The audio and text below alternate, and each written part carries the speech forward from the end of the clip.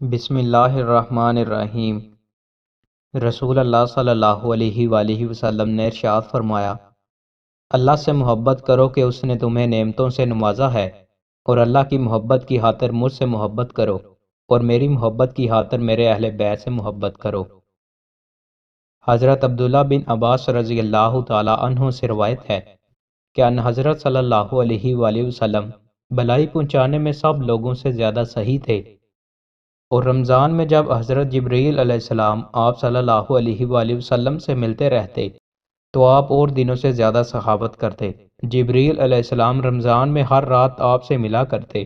رمضان گزرنے تک وہ آپ صلی اللہ علیہ وآلہ وسلم سے قرآن کا دور کیا کرتے، تو جن دنوں میں جبرائیل علیہ السلام آپ سے ملتے رہتے تو آپ چلتی ہوا سے بھی زیادہ بھلائی پہنچانے میں صحیح ہوتے۔ رسول اللہ صلی اللہ علیہ وآلہ وسلم نے ارشاد فرمایا، دو گناہ ایسے ہیں جن کی سزا دنیا میں بھی ملتی ہے اور آخرت میں بھی، اور وہ ہیں ظلم و سرکشی اور ماں باپ کی نافرمانی۔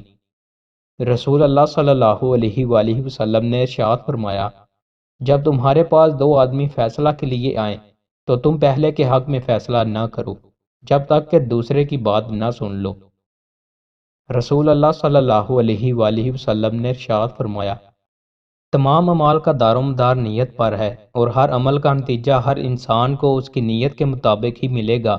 پس جس کی ہجرت ترک وطن دولت دنیا حاصل کرنے کے لیے ہو یا کسی عورت سے شادی کی غرض سے ہو، پس اس کی ہجرت انہی چیزوں کے لیے ہوگی جن کے حاصل کرنے کی نیت سے اس نے ہجرت کی ہے۔